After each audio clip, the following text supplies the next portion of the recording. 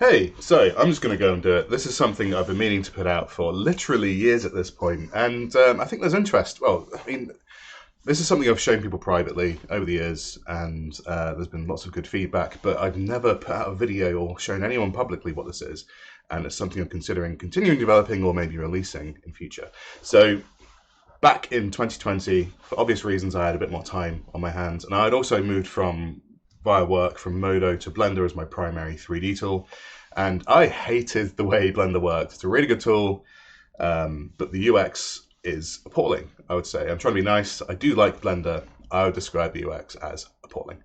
Um, so I know a bit of Python, so I went around writing or changing bits up as I went along to try and make it something more like what I liked. And I got to a point where I realized, hey, there's enough of this that I've done so far that maybe other people might also want. And I spent probably about 9 months writing stuff, and the end result was something I called Remix, which is a series of modifications to Blender to make it a bit more user-friendly to people coming from other software, a bit more intuitive to use day in, day out, and also expose some of the cool features that exist in Blender, and also integrate more deeply some really popular and also included plugins that come with Blender. So I'm not going to do this in any particular order. I've tried to make this video about 1,000 times. I'm just going to go in any odd order. If I need to edit it, it's because someone's walked in and distracted me or something. But either way, I'm getting through this today and I'm putting it out in the next, give me 5 minutes. Okay, so this is Remix. There's a bunch of things that have changed. I think the most obvious is this guy over here, which is the context properties. So when we select an object, instead of having to dig through the tabs, which still exist, you can hide them if you want. It brings you the things that are most relevant about your selection. So we've got a cube selected, we get some common stuff here like, shade smooth, vertex groups, UV editing, you can add modifiers directly from here, materials, that kind of stuff. Transform stuff, some nice things have come in here. For example, dimensions lives here now instead of in the N panel, sorry, which is very, very handy. Same goes for if you've got something like a camera, you get all your camera options here, including camera tracks, more on this later, setting depth of field, showing safe area, that kind of stuff. If we bring in a light, there's a little menu up here, which doesn't get used very often, but you can use it to bring in objects that appear on the mouse. You get your light options. Also, you get little things like setting light by temperature instead of just by color. I'm not going to show you all the features today, there's a bunch, but I'm just going to sort of go at them as I see fit. So that's the main part of this. This works for a load of other things. So on the left-hand side, we've got the context tools bar, which is basically pulling out some stuff you might want to do at any point inside the UI, again, based on selection. We've also got a menu just to go straight into adding geometry, ball tools, doing playbust straight from the workspace to turntables, that kind of stuff, ball tools. So if we do a Boolean, grab two of these, the context toolbar or the context properties also reacts to what some of these plugins do. So if I've got a Boolean applied to an object, it knows to pull it out, and also, all the stuff basically from ball tools now appears contextually within the interface. Quite fun.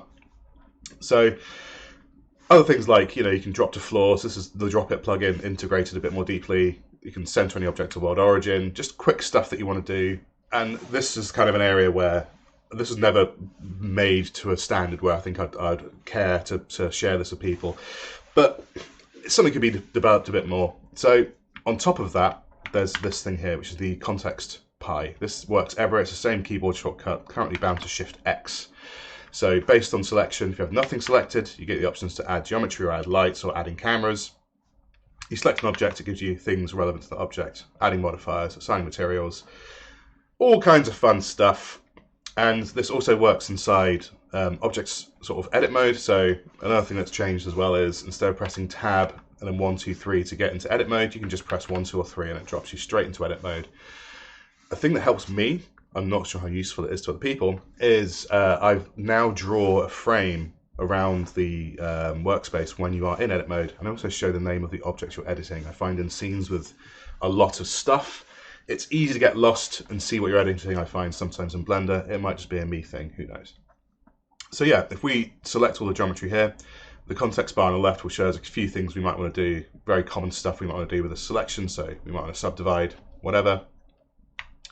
This also works with yeah, it works within the pie menu as well. So if we just delete those, and then if we've got a bunch of edges selected, it will automatically ask you if you want to bridge them, things like that.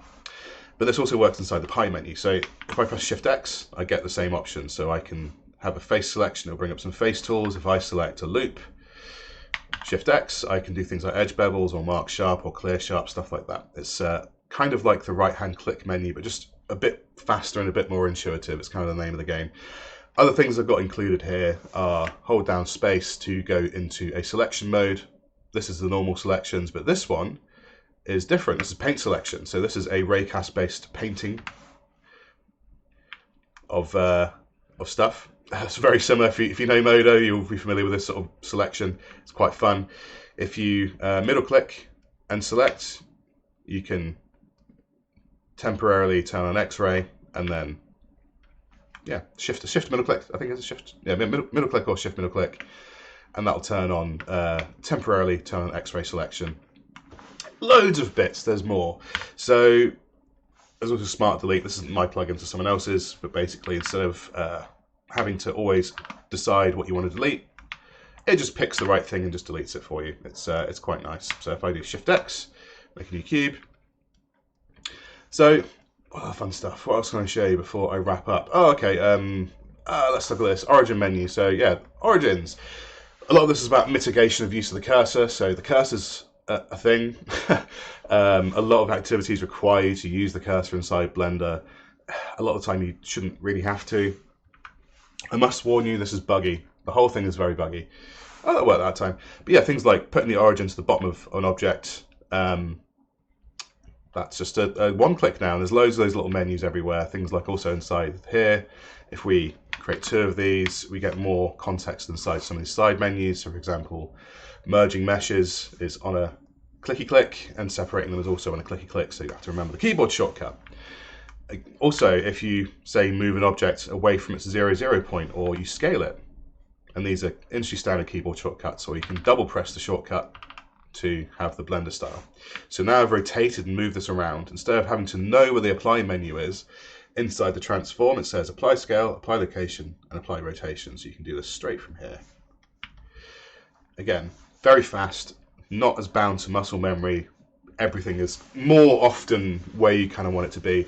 In regards to some of the other stuff that you go at commonly from within here, if we want to like add a modifier, for example, we just get a jump. It just jumps between the tabs to the modifier tab, and once you're done, you click back, and it's done. It shows you some information about the modifiers once you add them. It's all good stuff. I think if you had a modifier, I think it does anyway. I might have broken it. Bevel or whatever, something. Then go back. Oh, it doesn't anymore. Anyway, things like render settings now live in a tab up here. Scene settings live up here, but render settings are now in its own separate, more sensible, in my opinion, tab. There's loads of other stuff, but that's some of the key, the most obvious things about Remix. There's a lot of other little subtle changes under the hood. And the final part of the video, if there's interest in this, you want to know more, there is actually documentation for this, and I can go into more detail on all the other things that it does. Oh, actually, one more quickly. If you go into a camera, you get information about the camera you've got selected. If you come somewhere, like here, press Control-Shift up, it creates a camera in view. Control-Shift left means you can switch between the cameras. Control-Shift down will make the current camera target the object you've got selected. And also in the camera's properties, it shows. Imagine that. Anyway, so there's loads more to this, but I'm just doing a very, very fast video just to try and get through it and get this video out the door. And the final part is, why isn't this released? And it's a very simple answer is, I originally wrote this when Blender 2.9 had come out. I then ported what I'd written so far into 2.83 because that was the first LTS or long-term support version of Blender. And the idea was, when I was like, okay, there's enough here that maybe I can release this. I'll just update it with every LTS, right? They come out really quickly, and Blender's developed really quickly, and the rate at which they add features at the moment is crazy. So it's very much one of those things where a lot of the initial features of this have become kind of obsolete overnight. Some of the core stuff hasn't at all. They're very much about UX fixes.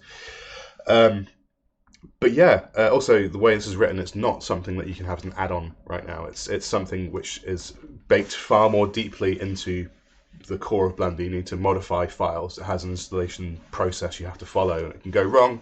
It's also very buggy. There's a few things it does that you can't do with add-ons. So the plan at the moment is, just to my own sense of self. 2.83 is pretty old now. There's loads of awesome features in 3.5. Just to my own work, I've already been porting some of this stuff in a slightly condensed fashion into things that can be installed as add-ons. I'm going to continue doing that. And if there's interest on this video and interest from people, I might release those. All for free. I'm not going to want any money for any of this. But yeah, if anyone's interested, let me know. I can do more videos. Ask me questions. If you have any, if you see it, I'll be happy to answer them or do more videos on this in future. But for the meantime, 10 minutes, not 5 minutes. Brilliant. Anyway, bye.